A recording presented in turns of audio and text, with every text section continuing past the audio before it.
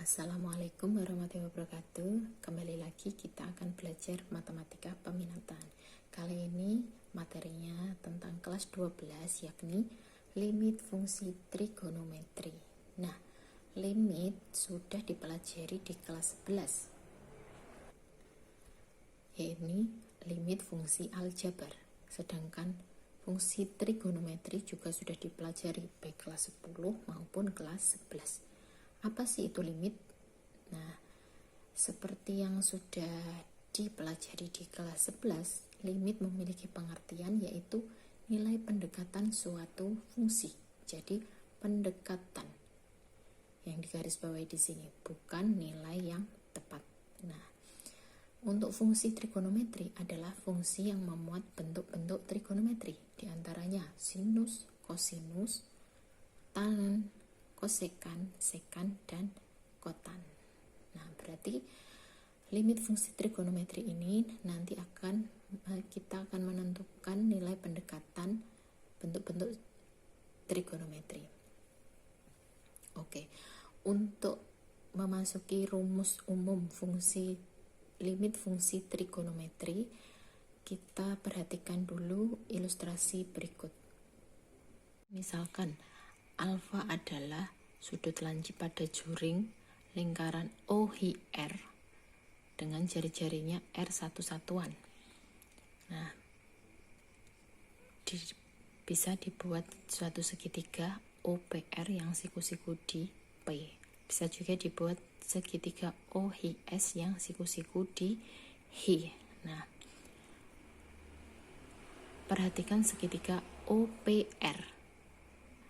Pada segitiga OPR, kita bisa mencari cos alfa, yaitu cos perbandingan antara sisi samping dengan sisi miring. Sisi sampingnya yaitu OP, dan sisi miringnya adalah OR. Jadi, cos alfa sama dengan OP per OR. Sehingga diperoleh OP sama dengan OR kali cos alfa. OR diketahui tadi adalah satu satuan, sehingga OP diperoleh sama dengan cos alfa.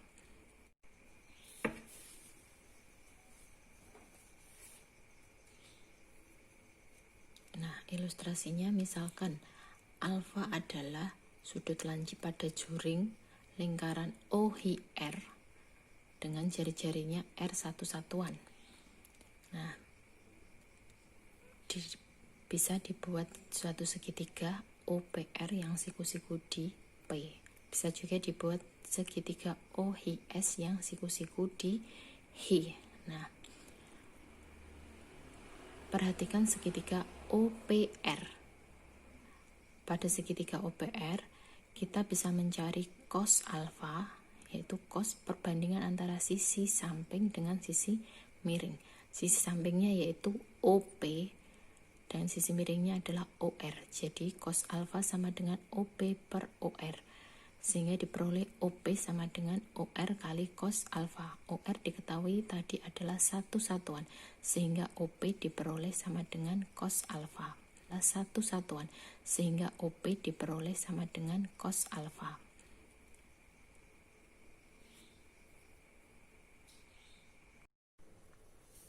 Dengan cara yang sama, kita bisa menentukan sin alfa. Sin adalah perbandingan sisi depan per sisi miring. Sisi depannya adalah PR. PR per OR. OR adalah 1, sehingga jika kita kalikan silang, PR sama dengan OR dikali sin alfa, sehingga diperoleh PR sama dengan 1 kali sin alfa, atau PR sama dengan sin alfa. Selanjutnya, perhatikan segitiga OHS. Jadi, melalui titik OHS, siku-siku di H dengan alfa sudutnya. Nah, untuk mencari tangen alfa pada segitiga OHS, berarti tangen adalah perbandingan dari sisi depan per sisi samping, tan desa. Sisi depannya adalah HS, sehingga tan alfa bisa ditulis HS per OH. Diketahui OH tadi adalah satu satuan, sehingga tan alfa sama dengan HS per OH, diperoleh HS sama dengan OH dikali tan alfa. OHI tadi 1 sehingga HIS sama dengan tan alfa. Nah, dari ilustrasi tersebut kita memiliki 3 bangun. Yang pertama adalah segitiga OPR. Yang kedua adalah busur OHIR. Dan yang ketiga adalah segitiga OHIS. Nah, dari gambar tersebut kita tahu bahwa luas segitiga OPR lebih kecil daripada luas juring OHIR. Nah, luas juring OHIR ternyata juga lebih kecil dari luas segitiga OHIS, sehingga bisa ditulis sebagai berikut. Nah, untuk mencari luas segitiga OPR, nah berarti kan kita cari segitiga OPR, luasnya berarti setengah kali alas OP kali tingginya PR. OP tadi diperoleh adalah cos alfa. OP tadi diperoleh cos alfa, sedangkan PR diperoleh sin alfa. Tinggal kita masukkan ke sini, sehingga bisa ditulis setengah kali cos alfa kali sin alfa sama dengan cos alfa kali sin alfa per 2. Untuk mencari luas juring OHIR,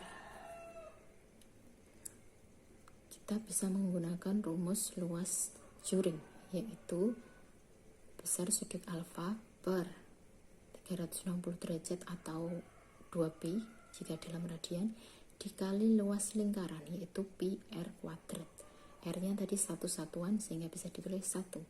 Ini pi dan 2pi-nya bisa saling membagi sehingga luas juringnya diperoleh alfa per 2. Selanjutnya luas segitiga OHIS, setengah kali alasnya OHI. OHI sama dengan satu satuan dikali HIS. HIS tadi kita peroleh sama dengan tan alfa, sehingga luas segitiga OHIS sama dengan setengah kali tan alfa. Nah, kita tahu bahwa tan adalah sin per cos, jadi sama dengan setengah kali sin alfa per cos alfa. Nah, pertidaksamaan ini kita kalikan dengan 2 per sin alfa. Semua ruas kita kalikan dengan 2 per sin alfa, sehingga kalau ini kita kali dengan 2 per sin alfa, 2-nya bisa saling menghilangkan dan sin alfanya juga hilang, diperoleh cos alfa. Yang ruas ini adalah alfa per 2, kita kalikan 2 per sin alfa, 2-nya hilang, diperoleh alfa per sin alfa. Yang ruas paling kanan sin alfa per 2 cos alfa, kita kalikan 2 per sin alfa, 2-nya saling hilang, sin alfanya juga hilang, diperoleh 1 per cos alfa. Nah, setelah itu semua ruas dari pertidaksamaan ini kita kenai bentuk limit. Limit alfa mendekati 0 untuk cos alfa, limit alfa mendekati 0 untuk alfa per sin alfa, dan limit alfa mendekati 0 untuk 1 per cos alfa. Nah, seperti cara limit aljabar, alfanya kita substitusikan. Nah,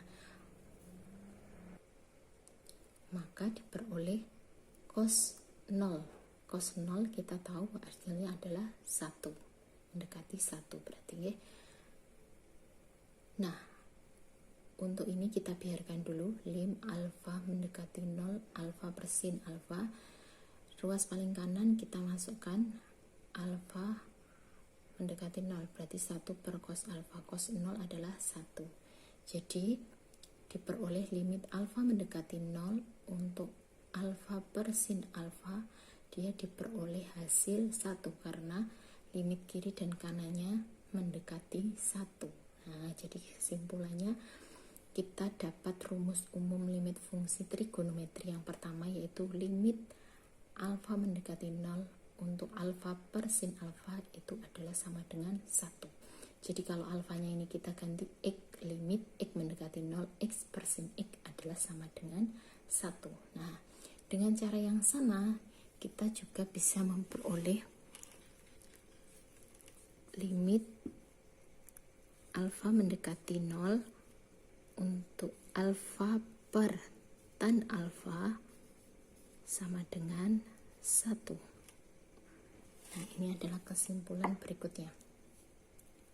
Selain bentuk ini, juga berlaku limit alfa mendekati 0 kebalikannya, yaitu sin alfa per alfa, atau yang sini limit tan alfa per alfa. Hasilnya juga sama dengan 1. Nah, jadi rumus umum fungsi trigonometri dasar ini asalnya berasal dari sini.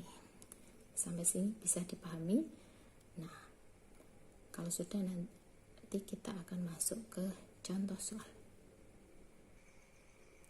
Nah, dari penjelasan tadi sudah kita peroleh bahwa tadi lim alfa mendekati 0 untuk alfa per sin alfa sama dengan 1. Jika alfanya saya ganti x, maka lim x mendekati 0, x per sin x juga sama dengan 1, dan kebalikannya juga berlaku.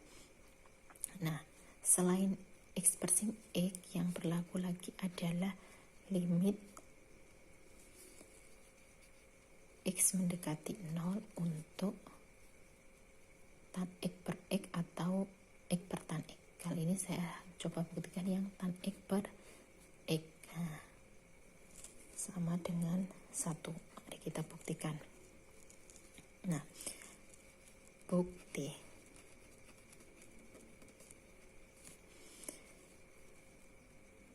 Limit x mendekati 0, tan x bisa kita jabarkan menjadi apa? Sin x dibagi cos x.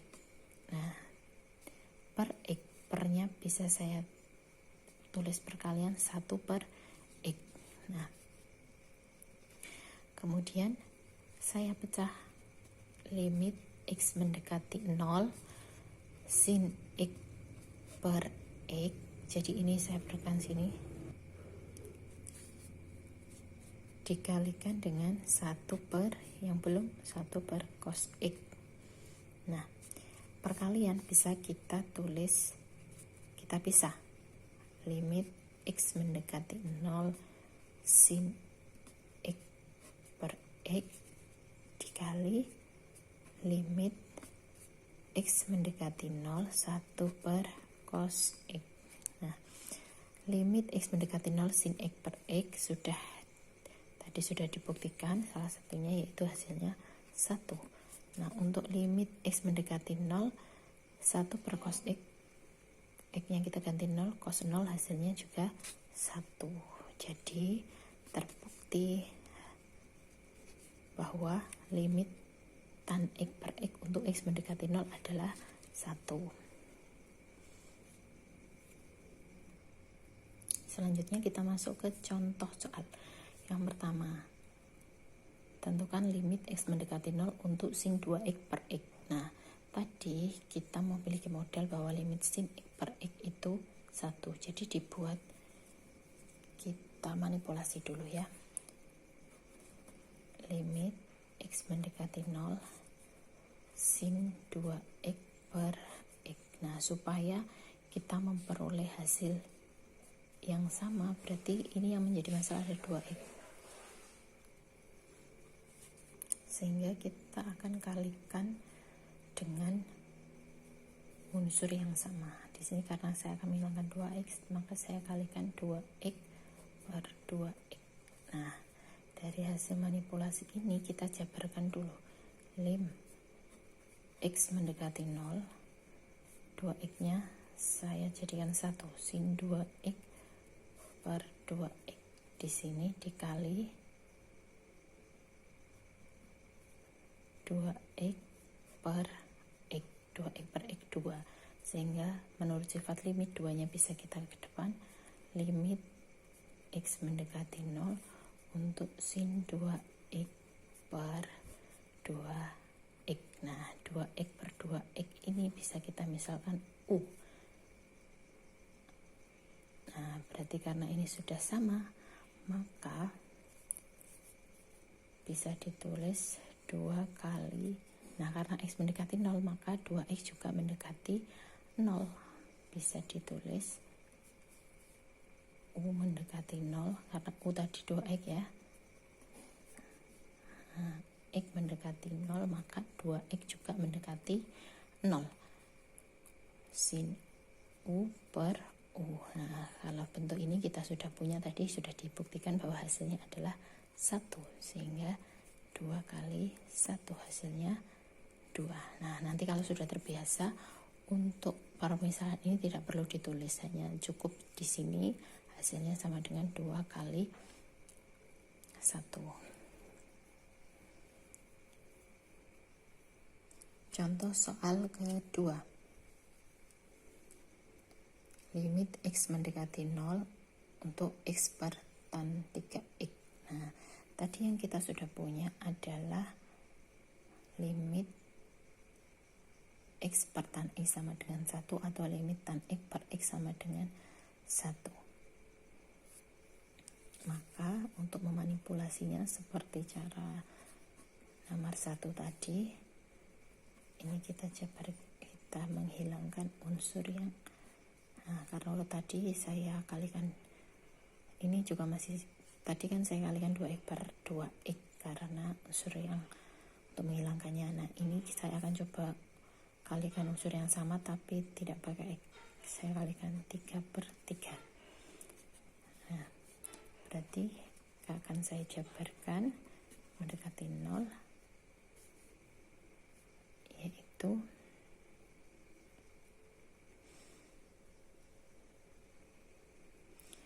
3x per tan 3x dikali dengan 1 per 3. Nah, berdasarkan sifat limit, sepertiganya bisa maju ke depan. Jadi sepertiga kali limit X mendekati 0 untuk 3x per tan 3x. Nah, 3x per 3x karena ini sudah sama, bisa dianggap U tadi.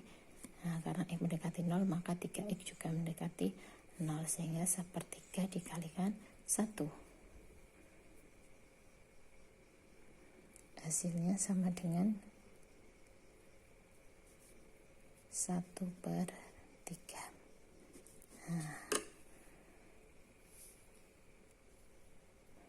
Nah, ini adalah limit fungsi trigonometri rumus dasarnya. Untuk selanjutnya, limit fungsi trigonometri dengan cara substitusi, faktorisasi maupun penyederhanaan akan dibahas di video selanjutnya. Sampai jumpa dan Assalamualaikum warahmatullahi wabarakatuh.